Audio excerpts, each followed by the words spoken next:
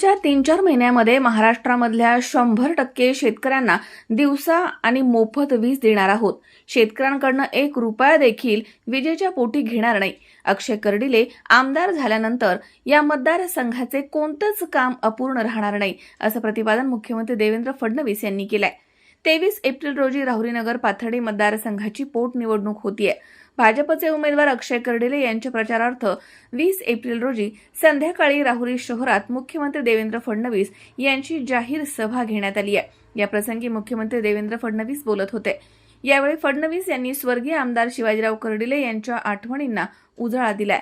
तसेच अक्षय कर्डिले यांना निवडून देण्याचे आवाहन त्यांनी केलंय. अक्षय कर्डिले आमदार झाल्यानंतर या मतदारसंघामधील कोणतीच कामं ही अपूर्ण राहणार नाहीयेत. अक्षय कर्डिले जे काम सांगतील ते काम पूर्ण करण्याचा शब्द फडणवीस यांनी दिलाय. यावेळी नामदार राधाकृष्ण विखे पाटील, विधान परिषदेचे सभापती राम शिंदे, पर्यावरण मंत्री पंकजा मुंडे, आमदार विक्रम पाचपुते, युवा नेते अक्षय कर्डिले यांनी आपलं मनोगत व्यक्त केलंय.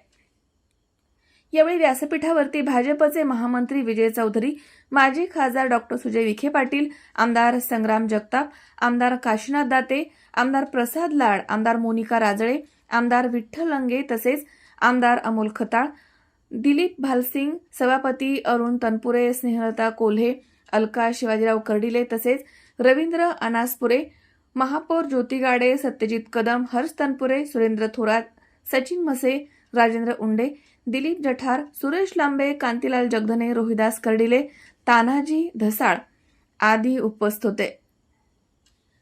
मनोज साळवे सह महेश दाने, सी 24 तास, राहुरी.